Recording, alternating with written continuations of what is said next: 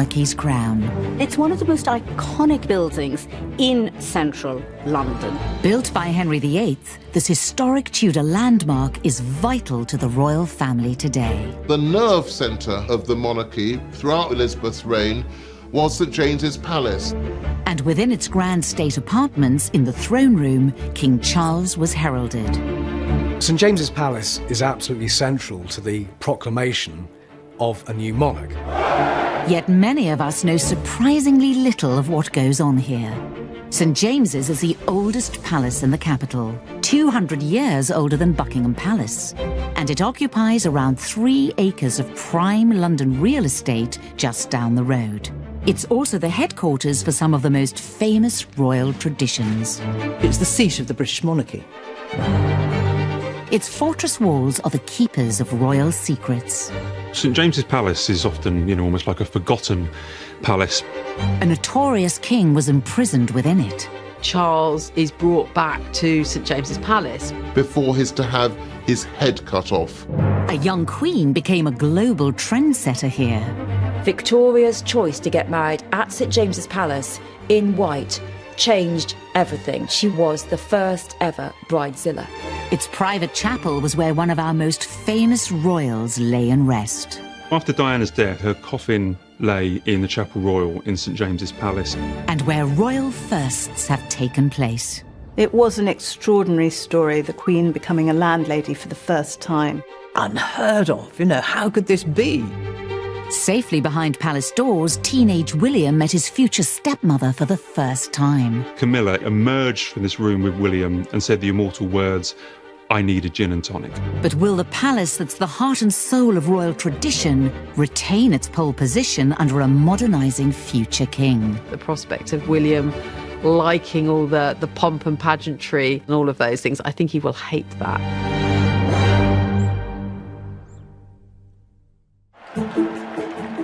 In 2015, the royal family appeared on the balcony of Buckingham Palace for the annual pageant of Trooping of the Colour for the Queen's official birthday. But behind the scenes, the Windsors were dealing with money issues. Issues that St James's Palace would help to solve. The royals had been criticised because they'd been £2 million in the red. The Public Accounts Committee that keeps an eye on public finances and royal finances to make sure that the public gets good value for money, published a scathing report. I said, basically, you're spending far too much money. You've got to do something about it. There's more going out than's coming in. I've been covering royal finances for 15 years. You can sort of see the tension there between the government and the royal palaces. So the Windsors embarked on a bold money-raising venture that would be a royal first and involve the oldest palace in town. The royal family came up with a brilliant idea of renting out some of this extremely exclusive property for extortionate prices. And they zeroed in on St James's Palace. Ideally located, as they say, off Pall Mall, in one of the most expensive parts of London, St James's had the potential to attract well-heeled high earners. They had the idea of letting out apartments at St James's Palace. It's a huge palace. There's lots of apartments there that could be let out. It was an extraordinary story, the Queen becoming a landlady for the first time. Unheard of, how could this be? I think she'd been stung by criticism of the royal finances not balancing, so to speak, and the royal family spending more than they earned. And to their credit, powers that be there decided that they would do something about it. Buried in the royal household's annual accounts in 2015, it was revealed that 2 grand apartments within St James's Palace were quietly made available to rent on the open market. I was looking how much the royal family had spent, and I noticed this line in the document saying that 2 apartments at St James's Palace were up for rental. We call them apartments. I mean, they're huge, 4 or 5 bedrooms.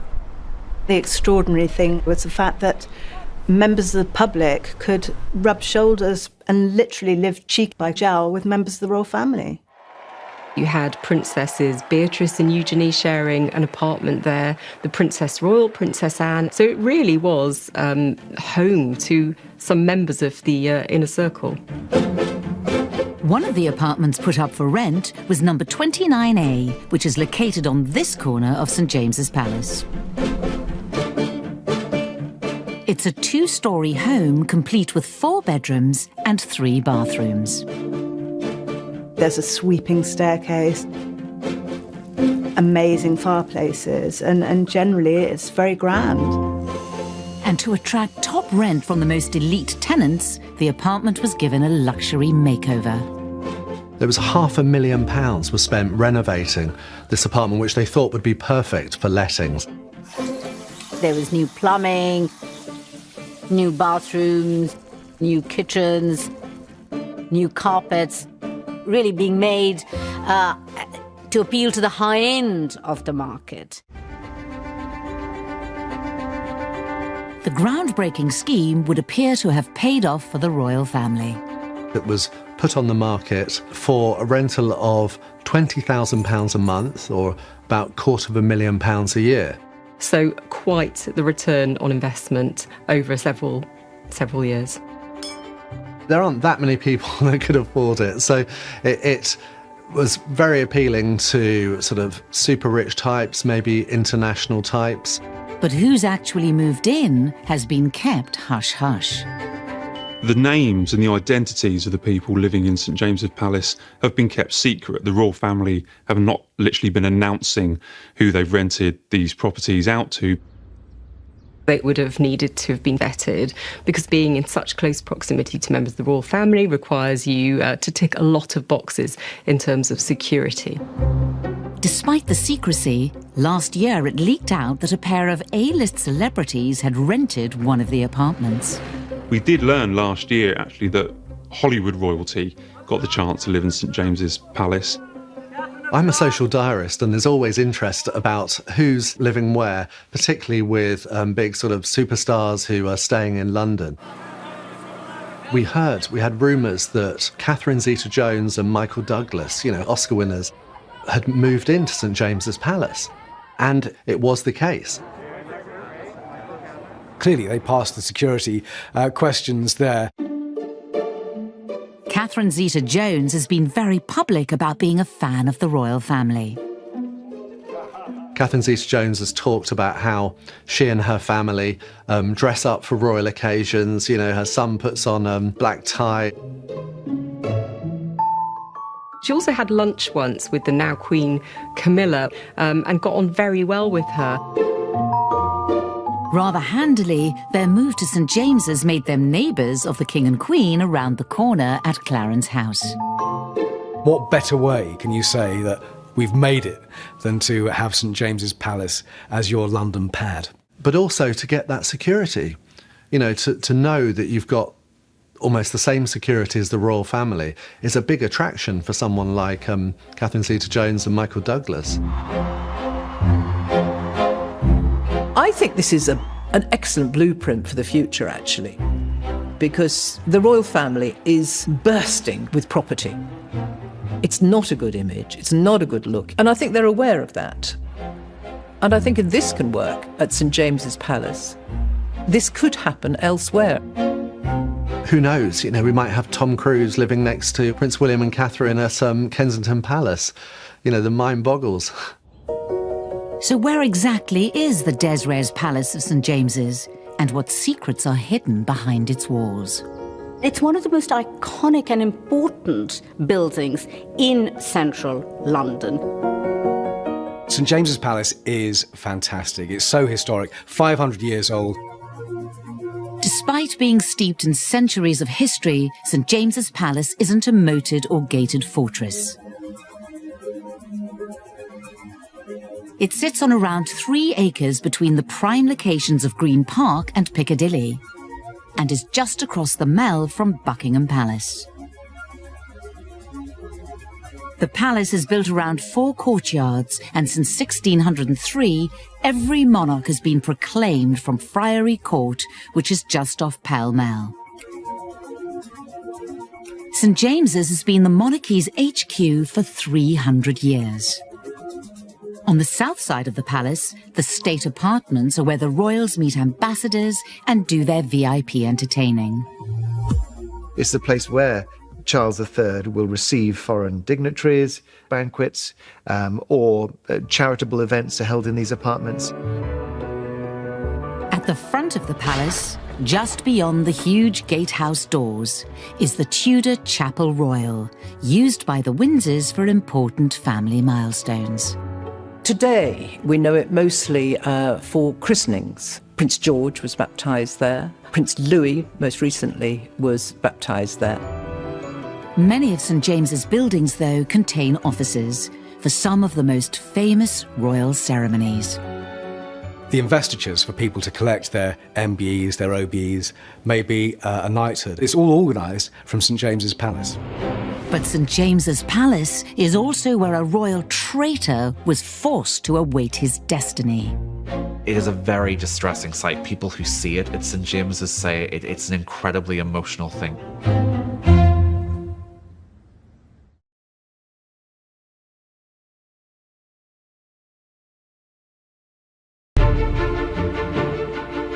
St James's royal roots go back to 16th century England, when it was built to protect a longed-for son and heir. Henry VIII built St James's Palace in the 1530s, his great era of palace building. And it was built in the middle of a field. It started life as a leper hospital, which needed isolation. That had long gone by the late 15th century, when it had become a smart mansion, and in the early 16th century, Henry VIII took it over as a royal house. St James's Palace at the time was a very isolated area. It's difficult to think about London as full of lush, dense forests where deer roamed. When he was visiting, Henry went hunting. Henry's new retreat was an eye-catching sight in the rural landscape. St James's in about 1540, all of it was built from Tudor red brick. A sprawling palace of 4 courtyards, but it was stuck in splendid isolation. Henry had big plans for his grand retreat half a mile from his home at the Palace of Whitehall. Henry was in love with Anne Boleyn. He thought she was marvellous. St James's Palace was to be all about the relationship with Henry and Anne Boleyn, that very ill-fated relationship. But what the king wanted more than anything was a male successor to continue the Tudor line. Henry was convinced Anne Boleyn would give him a son, and he married her in 1533. And the idea was that this son, his longed-for heir, would live in St James's Palace. In those days, in Tudor times, the heir to the throne was housed separately from the monarch, partly in case there was disease or plague and for security. When Anne Boleyn announced her pregnancy in 1533, the scene was set at St James's for Henry's plan to come to fruition. The son and heir never did materialize, though Anne did give birth to a baby girl, the future Queen Elizabeth I. Henry fell out of love with her rather dramatically, and she was accused of treachery and plotting and having affairs and beheaded. Her time living at St James's Palace is rather a short period, and it's a tragic story.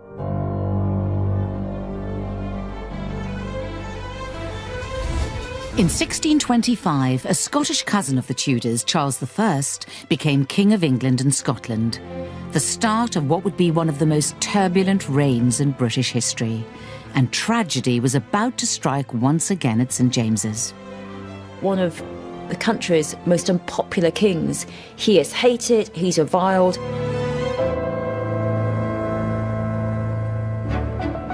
Charles had lived at St James's since he'd been a boy. His father, James I, had extended the palace massively after the death of Elizabeth I. He did a lot of building work on it, new stables, new courtyards, new state apartments, including a most wonderful and magnificent royal art gallery.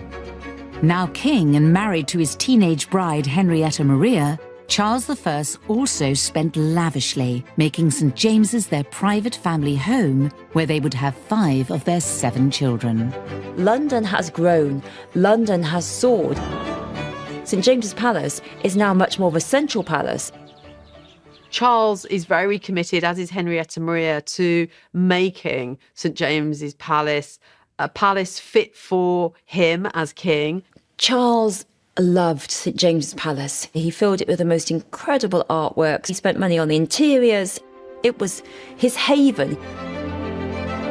But Charles had put himself on a path to conflict with Parliament, for which he'd pay the ultimate price. Charles I really wants St James's Palace and his other palaces to be great showcases of grandeur and to show, the monarchy is all about me. He believes in the divine right of kings.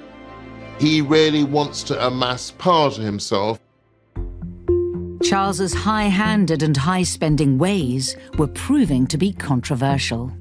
The country is now in a bit of a bad way. The country is suffering, and Charles is spending all this money on the palaces when the country's coffers are empty. By the 1640s, Charles and Parliament are completely at loggerheads. He insists that it's my way or the highway. But Parliament wouldn't fall in line with Charles. Ultimately, we have a civil war that engulfs the country brutally, that splits and divides families and villages, with some people supporting the king and some people supporting the parliamentarians. The outbreak of war sees Charles's beloved family home, St James's Palace, commandeered by Parliament for its soldiers. During the Civil War, Charles actually has to leave London. This is, as it were, the low point for St James's Palace. It's no longer a centre for royal power. The two sides waged a bloody war for 7 years before Charles was defeated. Charles is captured. Then he is told he's going to be put on trial for treason. And that is astonishing, because the whole crime of treason is against the king. A real bewildering time where people were not looking for the abolition of the monarchy or anything like it. But of course, events start to get ahead of themselves. Charles I was charged with treason against the country. For the first time, a monarch in England was put on trial. It is the foregone conclusion. He's found guilty. He's sentenced to death. Charles is brought back to St James's Palace, which had been for many years his family home, and now it's to be the place where he's to spend his final days. And you might think, well, that's a kindness, because he loves St James's Palace. But when he goes to St James's Palace, it's nothing like it was. It's fallen into disrepair. He's praying, he's desperate. The night before that execution, before he's to have his head cut off, he's allowed to see 2 of his younger children, his daughter Elizabeth, 14, and his son Henry, 9. They are brought to him. They are in floods of tears. They're just hysterical. It is a very distressing sight. People who see it at St James's say it's an incredibly emotional thing to have seen.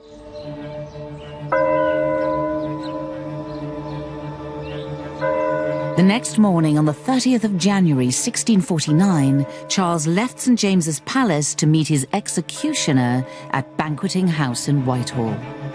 On that fateful morning known as the regicide, the execution of the king, the poignancy that Charles must have felt as he is led across St James's Park from the palace where he'd known such high times to the banqueting house. He goes out onto the balcony and he lays his head on the scaffold. The block being so low on the ground, he needed to essentially lie completely down as the ultimate sense of submission. His head was taken off with one swipe of a sword. There was apparently a great groan, almost a very painful sound that came from the crowd, and a sense of shock that this had happened at all, a shock that it had come to this. Charles's remains, though, were treated very differently to others executed for treachery. Normally, the head of a traitor is put on a pike, But that doesn't happen. It was actually sewn back onto the body, and then the body was put in a lead coffin and embalmed, and then the body was put to be viewed in St James's Palace. Charles I's body lay at St James's Palace for almost a week, awaiting its fate. At St James's Palace, they're not sure what to do with him, and they're almost shocked at the immensity of the thing that they have done, that they have cut off the head of state. As Charles was finally buried at Windsor Castle, the last of St James's Palace's riches were removed by England's new ruler, Oliver Cromwell.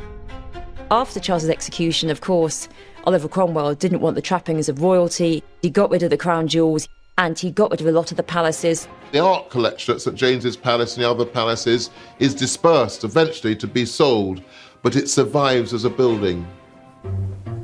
When Oliver Cromwell died almost 10 years later, royalists seized their chance. In 1660, Charles's son, Charles II, returned to Britain to restore the monarchy. He also wanted to restore St James's to its golden heyday under his father. And so St James's Palace, that Charles II, he'd been born there, he'd been brought up there, he loved it. He was determined to make it into a beautiful, beautiful palace. He develops the grounds of St James's Palace in a very remarkable way. It's huge, expansive landscapes, rather like Versailles. A huge straight canal is created, lined with trees and avenues and great perspectives, one of them along what's now the Mall. St James's Park as a landscape with a watercourse, that really is the creation of Charles II.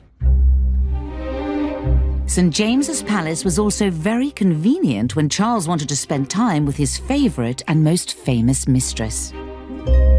Charles II is an inveterate philanderer, and he has many mistresses. Nell Gwyn was one of Charles II's mistresses, infamous actress.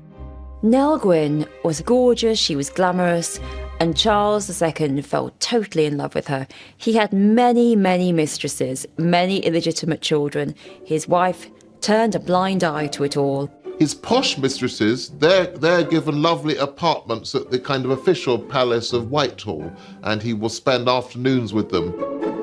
But Nell was quite determined and canny woman who knew her own mind. She was much more working class. She didn't want to be in the same palace as all these high society ladies. She knew they'd be rude to her. So she wanted to be installed by the king as a mistress, but not with that lot. And so a compromise was struck that she would live in a residence in Pall Mall, adjacent and after St James's Palace, so that Charles could go from there to see her. But she was very clear she wanted to be in her own space, and so Pall Mall became really on Nell Gwyn's terms the deal. In many ways, Nell was his favourite, and he would go and carouse with her at that house or in the park adjacent.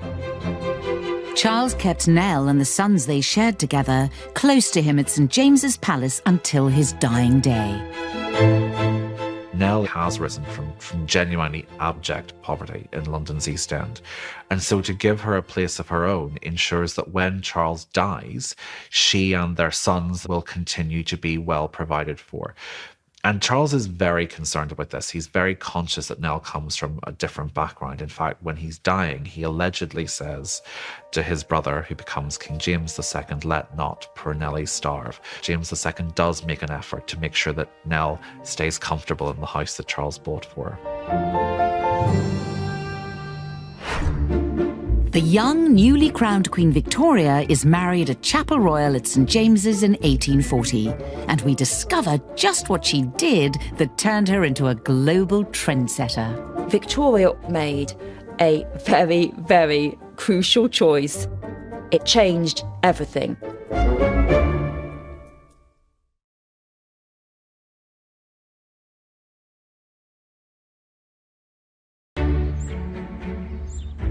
At the turn of the 18th century, a freak accident was about to make St James's Palace the centre of royal life. It would soon replace the Palace of Whitehall as the principal royal residence. For 150 years, British monarchs had called Whitehall home. The Palace of Whitehall is a magnificent monstrosity. And it stretched all the way from Westminster Abbey right up to the Royal Mews at Charing Cross. 24 acres of buildings. But a mishap with some laundry at the Palace of Whitehall in 1698 catapulted St James's to the top palace in London. Having survived the Great Fire of London, the Palace of Whitehall cannot quite survive the accidental carelessness of a staff member trying to dry some linen. Whitehall went up in flames. Whitehall ceased to exist. A really key turning point for St James's Palace and its story. It's from that moment it becomes the official place of the monarchy, the official residence. Queen Anne was the first monarch to live and rule from St James's. But 60 years later, the palace's appeal as a royal residence was already waning. In 1760, when George III, a young man, became king, he was expected to make his principal residence St James's Palace, but he didn't much like St James's Palace. He found it a poky old Tudor palace with not enough space, not enough privacy. He really felt that this was unsuitable for the kind of modern king he wanted to be. Newly married with a young wife to think of too, George looked for somewhere else to live. When he marries the German Princess Charlotte of Mecklenburg-Strelitz, he buys a new marital home for her, and he buys it from the Duke of Buckingham's son, Buckingham House. Beautifully organised, symmetrical, classical building, absolutely in line with Georgian taste. This is what George and his Queen Charlotte developed as a residence fit for the age. St James's may have lost its royal resident, but it retained its status as the seat of the monarchy. George III, his official place where he held presentations and held audiences for most of his reign was St James's Palace. So it still had the official role. It is the court of St James. That is the phrase that is used. St James's is the beating heart of the monarchy. But in 1809, disaster fell on St James's Palace. A fire broke out. About a quarter of the building was gutted by it. It was a terrible thing. People just saw the charred remains of this palace. A whole corner on the east side of the palace was lost. The result is one of the most familiar aspects of St James's today. Eventually, Marlborough Road was driven through the East End in 1856 as a consequence of losing this chunk, this corner of the palace. And so this curious open courtyard that we witness today, almost by accident as we come across it, is indeed the result of an accident. And work continued on other parts of St James's. In 1821, Clarence House was added to a corner of the palace for the Duke of Clarence. The southwest corner of St James's, an old service yard with stables, was recast with a brand new house, and it looked $1 million. It didn't cost that much. It cost £22,000. But that was a pretty good investment for a very smart house. But the addition of Clarence House didn't improve the palace's appeal as a royal home.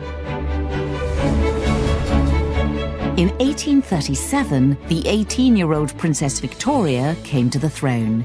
She didn't want to live in St James's Palace either.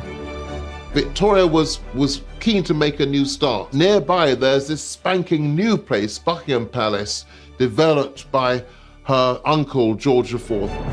Victoria was a young queen. She needed to establish her own reign. And one of the best ways of doing that was felt to be by where she lived. So the grandeur of Buckingham Palace was felt to eclipse that of St James's.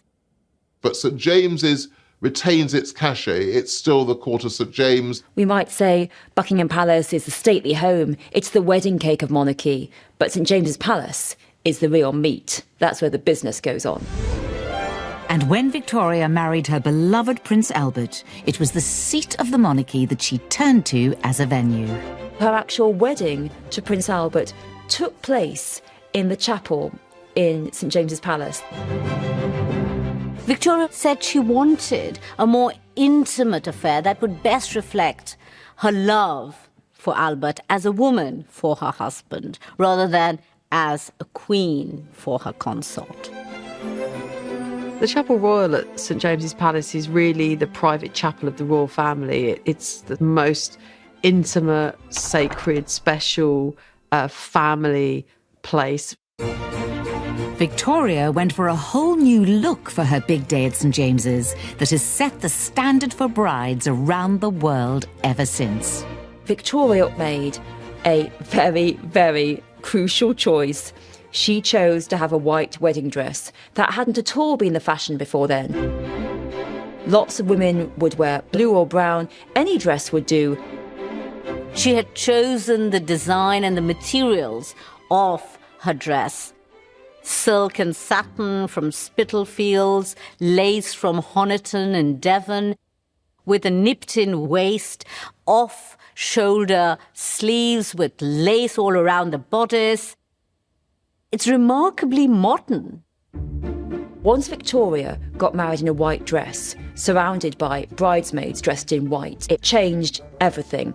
It started like a starting gun. All of it, marquees to spending a fortune, to giant buffets, to huge amounts of bridesmaids in puffy dresses, all of it can be blamed on Victoria. Victoria, in her white dress at St James's Palace, was the first ever bridezilla. The marriage of the future George V to Mary in 1893 was the last royal wedding to be held at the Chapel Royal. But nearly 100 years later, the chapel at St James's returned to royal favour. Prince Andrew really brought it back into fashion. Princess Beatrice, who was herself christened there in 1988, and her parents, Prince Andrew and Sarah Ferguson, set a trend for modern royal babies. The then Duke and Duchess of Cambridge followed suit in July 2013, when they considered the Chapel Royal the right place for a future king to be anointed. Prince George was christened at 3 months old in 2013 with the Queen and Duke of Edinburgh in attendance, as well as Prince Charles and Camilla as they were at the time, and his 7 godparents and their spouses. It's that blend of something very familial, very domestic, very special to the royal family, as well as, of course, significant for the history of the royal family and the monarchy. The Waleses returned to the Chapel Royal for Prince Louis's christening in 2018. As William walked through with Prince George and Princess Charlotte holding their hands, Charlotte looked at the photographers assembled and just told them, "You're not coming in." It showed from an early age that she's quite a feisty character. Chapel Royal may have provided the setting for many happy family moments for the Windsors, but St James's became the backdrop to a catastrophic family breakdown in 1992.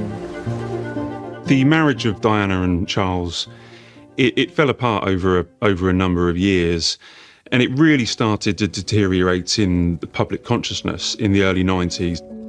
It had been coming a long time, we all knew that, but 1992, the annus horribilis was really the culmination of the whole thing.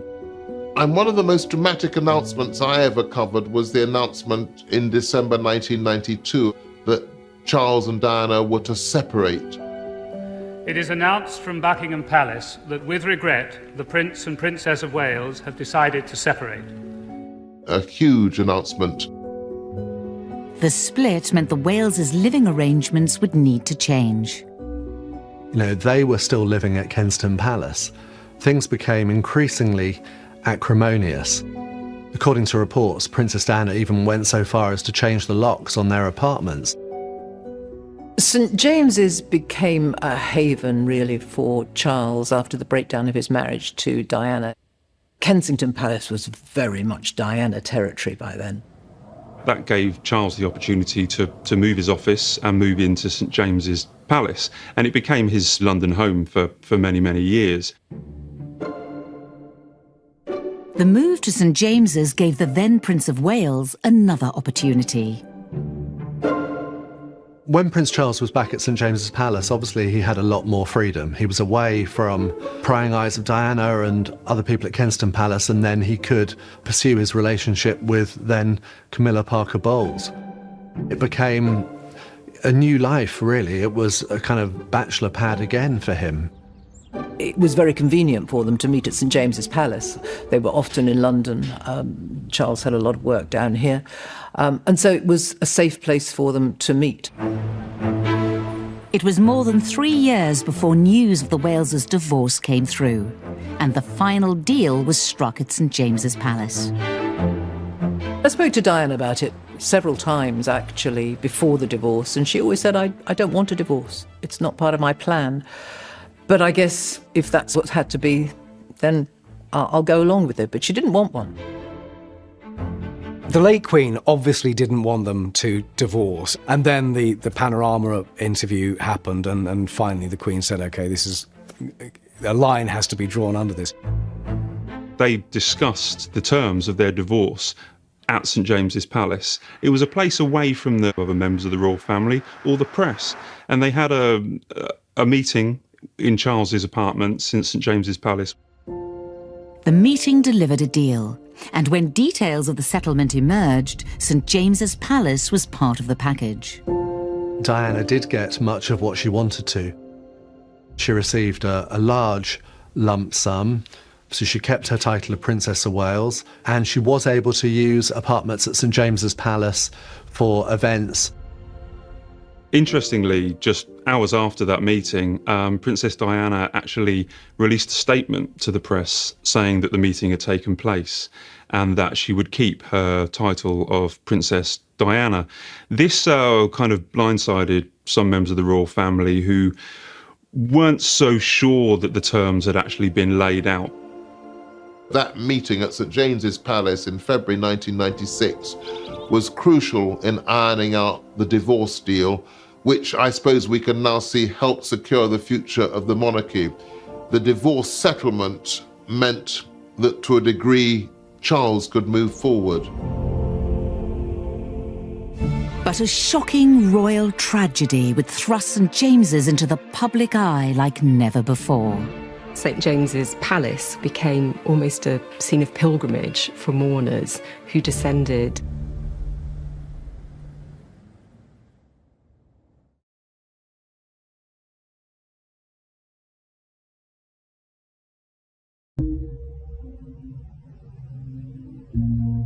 Diana, Princess of Wales, has died in a car crash in Paris. The day that Diana died will be seared on my memory forever. I was at the airport when Charles came from Balmoral and boarded the plane that was going to Paris. I'll never forget that, and his face as he got on the plane just hours after he'd heard that Diana had died. There was some resistance, I believe, from the Queen and the Duke that she should be given, if you like, all the trappings of a full member of the royal family. And eventually, someone up there said, "Ma'am, do you want Diana to be brought back in a Harrods van?"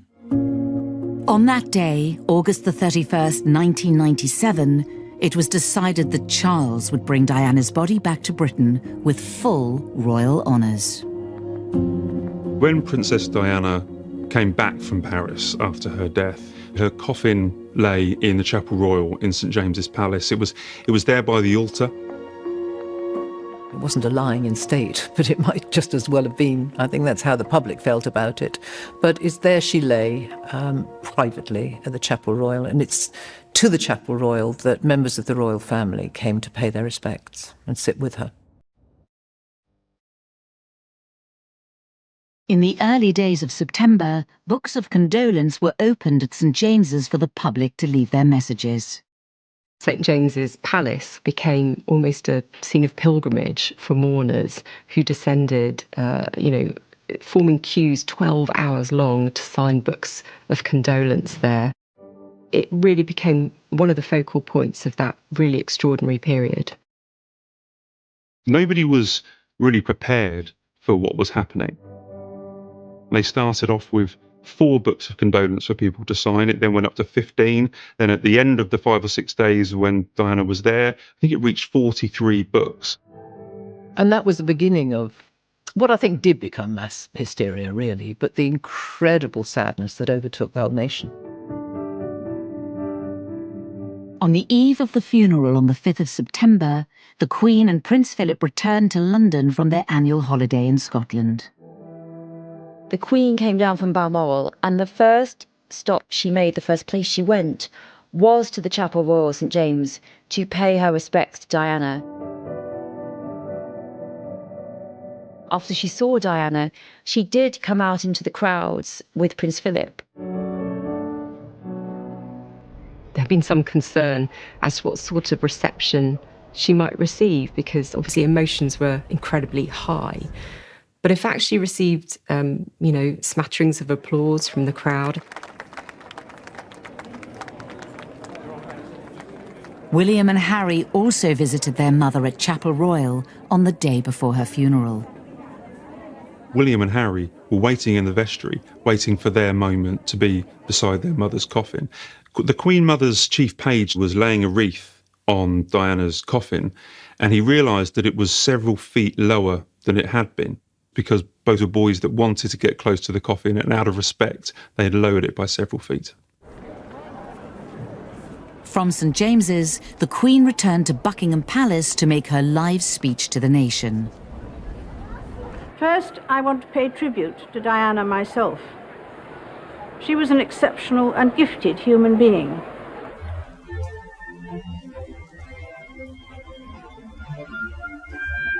On the morning of her funeral, the gun carriage bearing Diana's coffin drew up at St James's Palace. In the most replayed footage of Diana's funeral, St James's Palace is front and centre, because that's the exact moment where William and Harry and Philip and Charles Spencer and Prince Charles, when they join the cortege. This is really rather symbolically important, because St James's Palace is really the beating heart of the British monarchy. This is a recognition of her place in the heart of the nation, but also of the monarchy. She is the mother of a future king. The envelope from William and Harry on the front of the gun carriage, which said just mummy, and I think that got the heart of every mother in the land. So from St James's, they made this dreadful walk all the way to Westminster Abbey, and they did it with enormous dignity and pride and sorrow.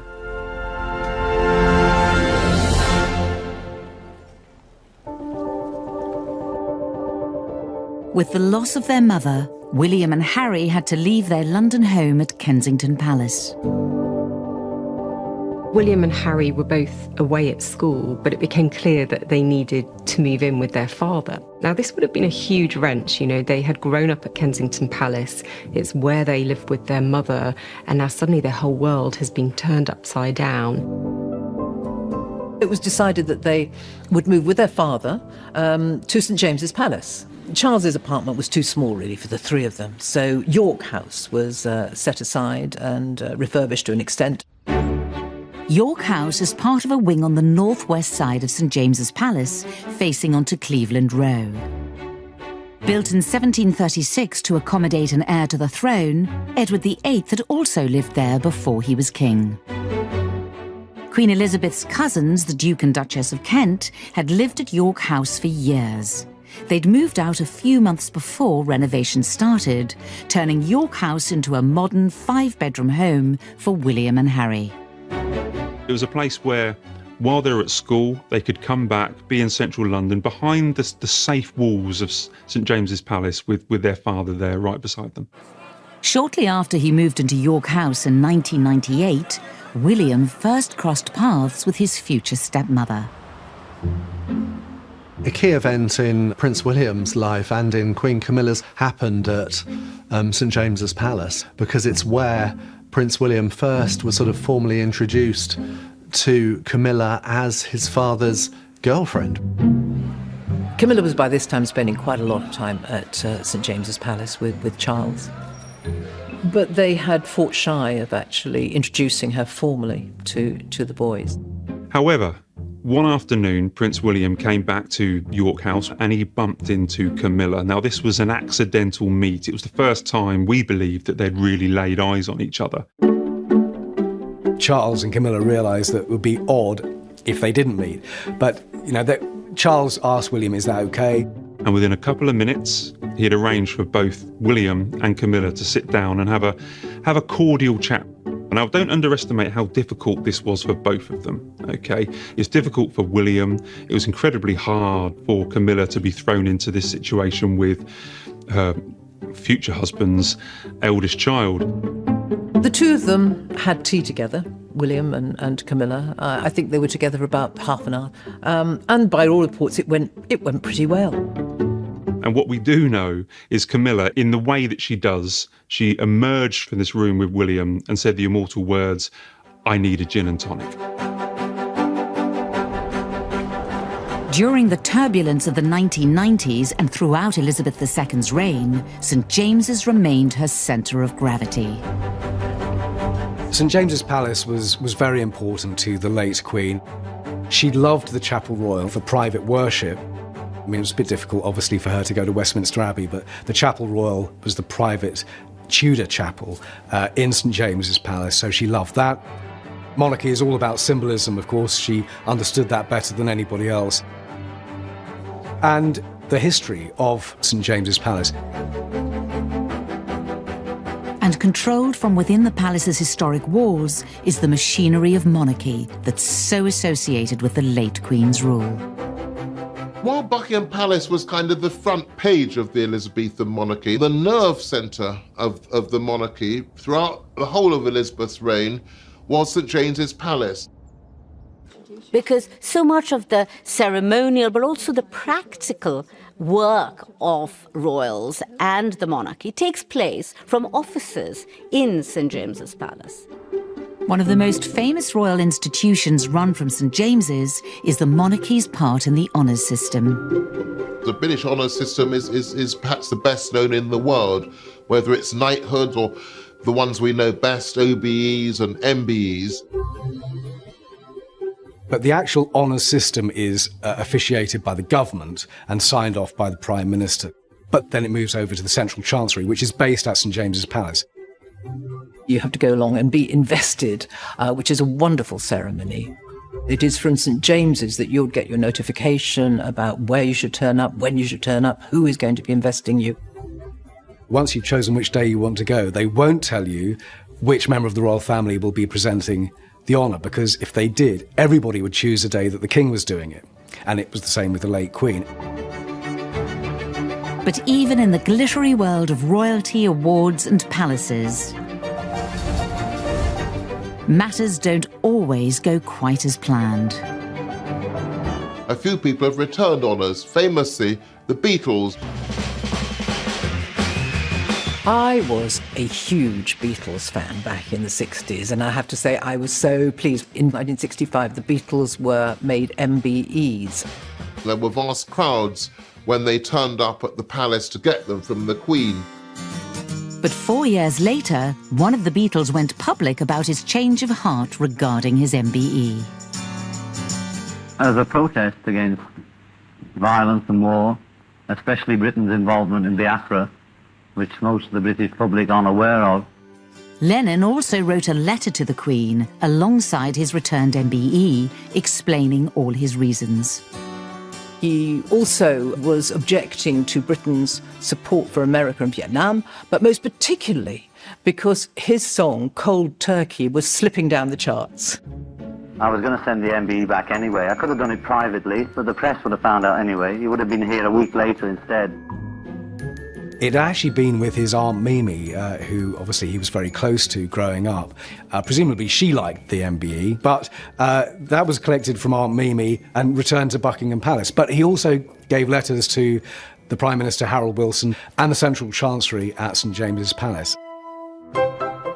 It seems the royals quickly put the awkward situation to one side because Lennon's MBE was found lying in a palace vault in 2009. It was 40 years later that it was discovered, languishing at the Central Chancery. It was still in its box, and the letters he had written. And apparently it's still there because someone has to claim it. Both Beatles fans and historians have asked for John's MBE to be brought out and put on display somewhere. But actually it's down to his next of kin, which will be his widow, Yoko Ono, to come back and claim it. And that's something that hasn't happened yet. In 2000, the late Queen agreed to have her portrait painted at St James's by one of the country's most controversial artists. This was a very brave move by the Queen. There were obviously fears, not only was it brave, but would it be foolish? But what would this new portrait actually look like?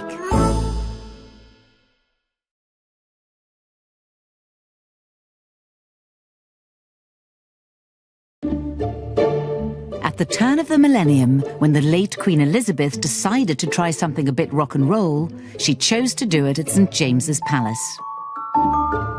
One of perhaps the most curious decisions our late Queen made, in portraiture anyway, was to agree that Lucian Freud should paint a portrait of her. Now, he's not known for being traditional in his work. This was a very brave move by the Queen because just a few years before, Lucian Freud had painted a very famous picture called The Benefit Supervisor. Now, this was a very controversial, stark painting of a naked woman. So there were obviously fears, not only was it brave, but would it be foolish? But she did give more than a dozen sittings for Lucian Freud, and they're all at St James's Palace in the Royal Conservation Studios. And she spent hours and hours and hours with Lucian Freud. They were quite similar in age. They spent an awful lot of time discussing horse racing, friends in common. Queen Elizabeth's sittings for Freud at St James's took place over an 18-month period, and the resulting portrait got a very mixed response. Well, it's quite a small painting. She doesn't look like beautiful, but I think she looks very, very real. The image is actually a very, very powerful, if controversial image. Not everybody likes it. It was awful, in my opinion. And the Queen looked, her face rather swollen and curiously blotchy. Some people said she looked like a prop forward. Others said she looked like a corgi. A good friend of mine, Arthur Edwards, the Sun photographer, suggested that Lucian Freud should be put in the tower for this painting. There's a lot of insight, actually, and love in that portrait. The fact that she was prepared to be portrayed by a cutting-edge contemporary artist, to spend hours and hours with him in that conservation studio in St James's Palace, that says a lot about her, and the fact that he gets a completely unique portrait says a lot about him.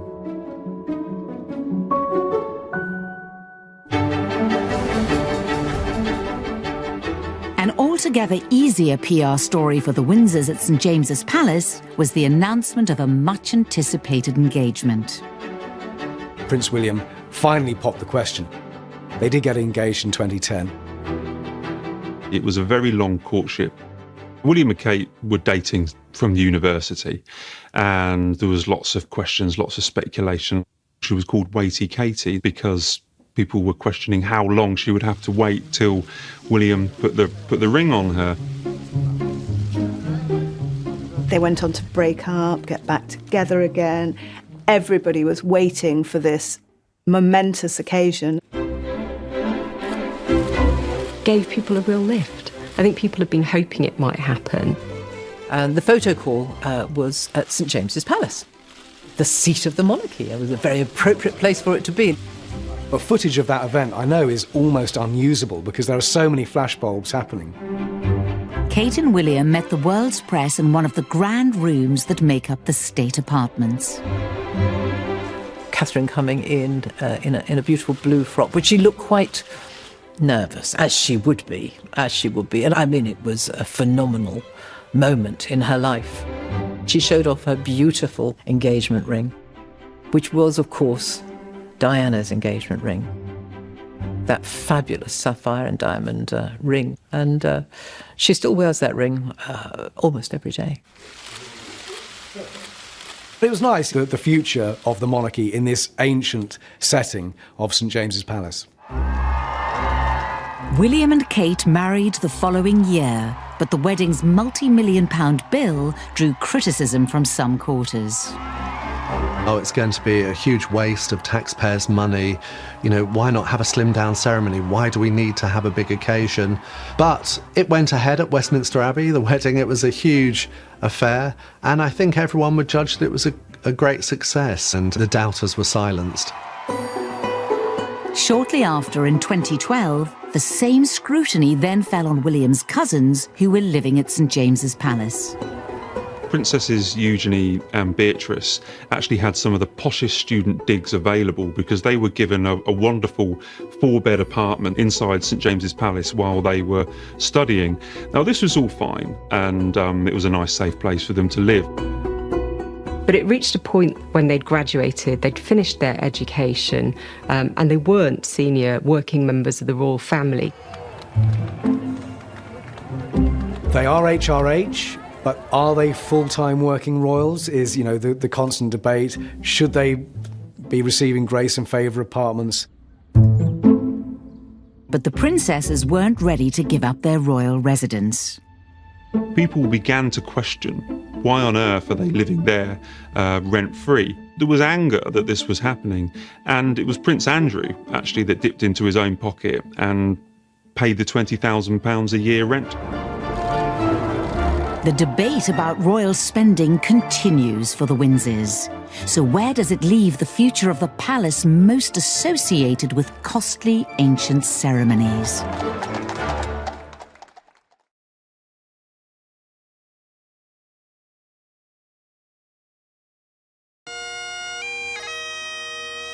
The Queen died peacefully at Balmoral this afternoon.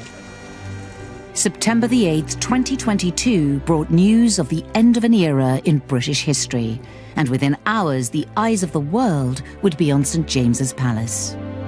The death of Elizabeth II was a much feared but also much anticipated event. The longest reigning monarch in our history. There was a national outpouring of grief. But of course the wheels of monarchy continued to function, as indeed they had to. It was all planned out down to the last detail, but to see it enacted, and so swiftly, was actually quite shocking, because it was within hours, really, of the Queen's death. I too now solemnly pledge myself, throughout the remaining time God grants me, to uphold the constitutional principles at the heart of our nation. St James's was the crowded epicentre for the official ceremony of Charles's accession to the throne, just 48 hours after the Queen's death had been announced. St James's Palace is centre stage because it is from the chambers of St James's Palace that the accession council that meets to proclaim Charles as Charles III. Britain hadn't witnessed an accession for 70 years, and this one would be different. For the first time in 2022, the cameras were allowed into the Accession Council, so we got to see all of this happening, the speeches, the proclamations, the official title of the king. The whole accession ceremony takes place in the state apartments, which face towards the Mall on the south side of the palace. First, the Accession Council meets in the picture gallery to proclaim the king. The council then moves to the throne room. Here it's joined by the new monarch, his heir, and his consort. In the throne room, the signing of oaths takes place, which seals the deal. Many people didn't even really know anything about St James's Palace, didn't even know it was there, but all eyes were on it. It was a clever idea by the royal family to allow cameras to come in that time, because it was really a way of Charles stamping his own personal trait on the proclamation when it happened. The accession itself at St James's was quite businesslike. All the prime ministers and dignitaries were gathered, and it was like a straightforward business meeting, very, very sombre. Then, in a tradition dating from a time long before newspapers and TV, the public proclamation was made. The crown of the United Kingdom of Great Britain and Northern Ireland is solely and rightfully come to the Prince Charles Philip Arthur George. That's how news was spread. And the Garter King of Arms went out onto the battlements of St James's Palace to Friary Court. God save the King! Trumpets, all of that, and he proclaimed the new king. And that is the official announcement. The history of St James's Palace and the importance of it to this day was really dramatically represented in those few days. 3 cheers for His Majesty the King! Hip hip! Hip hip! Hip hip! There's one proclamation that didn't go as planned, though. Edward VIII in 1936. After his accession council, the proclamation in Friary Court, there he is with Wallis Simpson, the wife of another man. He writes in his memoirs, what would be the harm if I were to join some friends whom he had invited, including his lover Wallis Simpson, to view these proceedings? There's Wallis Simpson with him, breaking all the rules in a public space that he's flaunting her. They were conducting this affair increasingly publicly, and at the time that would have absolutely scandalised the nation. Edward bringing his married lover to his accession was one source of public outrage. Another problem was that he had been seen watching his own reign being proclaimed, which was taboo. By long tradition, kings and queens were never meant to witness their own public proclamation. But as with so much to do with Edward VIII, he decided to break the mold. Photographs of the new king and Wallis peering out from one of the windows of St James's Palace was published and was circulating, and there was comment about how Edward perhaps really was ill-advised to have witnessed his own proclamation. It seems Edward wasn't expecting to be caught out so publicly, and he took action. Edward VIII had been sailing quite close to the wind in terms of his relationship with Mrs Simpson. At that point, when he discovered that this footage existed, he ordered that it should never be shown. The controversial piece of footage was labelled, "On the orders of King Edward, this scene cannot be used." Which suggests that even he realised quite how awful this would look to the British public.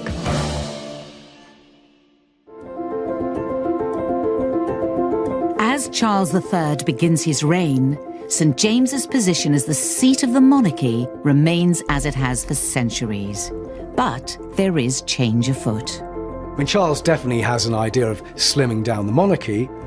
There's a real pressure to account for what all these palaces are doing, and indeed the reality of being incredibly wealthy, having incredible numbers of palaces and residences and rooms that are unoccupied, and how that looks. Could this mean new royal faces at St James's Palace? Prince Andrew has lost his apartment and his office in Buckingham Palace, so he has nowhere in London. I understand talks have actually taken place to see if Prince Andrew could have somewhere in St James's Palace. Maybe even Harry could be staying over at St James's. One of the many conundrums about Prince Harry's future is, will he remain a councillor of state? The Council of State is required to have a UK residence, a UK address, if you like. And he doesn't have one anymore since he was evicted from, or asked to leave, Frogmore Cottage. There has been discussions that they could give him a room if he ever came back from the United States, and they've also looked at St James's Palace. Now, this would not just resolve the issue of him not having an address in the UK, but he could therefore step in as a Councillor of State if something dramatic happened and it was needed. This brings up an extraordinary situation where if an office or a room is given to Prince Harry, you could have the two royal pariahs both given accommodation in St James's Palace. But what about the long-term future of St James's? How will the palace that's the heart of royal pomp and pageantry from a bygone era fare under the modernising William?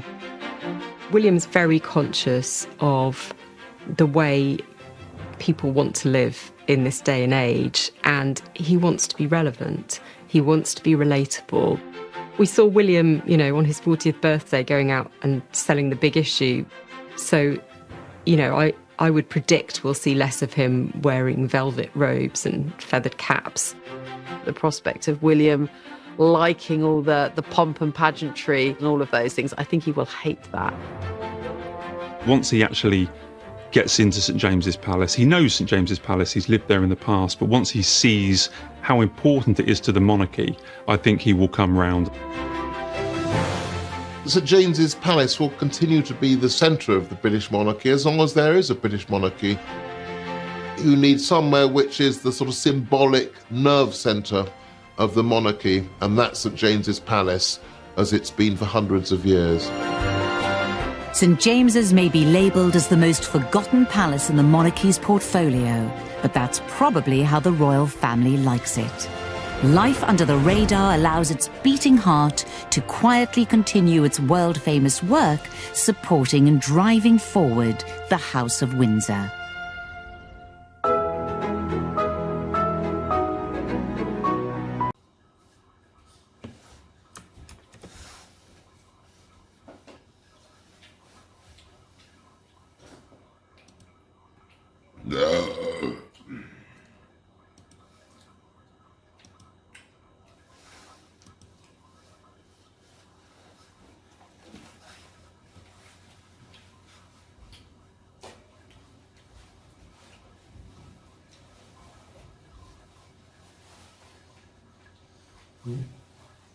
Olympia.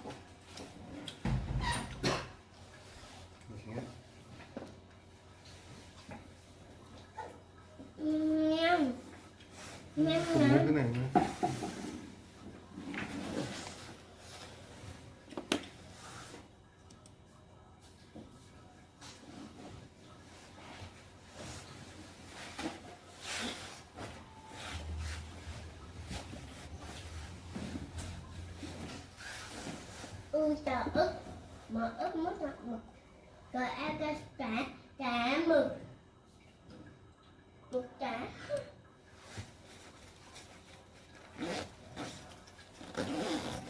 Rồi anh kêu cho trà mực, em mất ngọt mực. Trà mực.